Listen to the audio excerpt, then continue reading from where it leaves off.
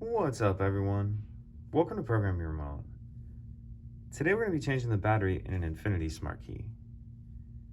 This Smart Key is going to take replacement battery CR2025, and I'll also be using a small flathead screwdriver. The first thing we want to do is remove the emergency key from the bottom. That's done by pressing this button on the back, and that's going to allow the key to slide out. Now, if we hold it with the buttons facing up, and we look at the bottom where we just removed the key from, on the right hand side there's this little notch right here. So what you're going to do is put your screwdriver in there and then twist just a little bit, just enough to get it started.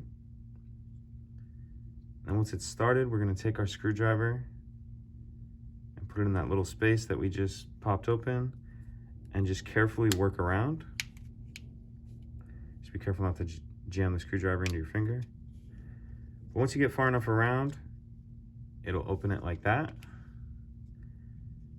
And we can use the screwdriver just to get under the edge of this battery here.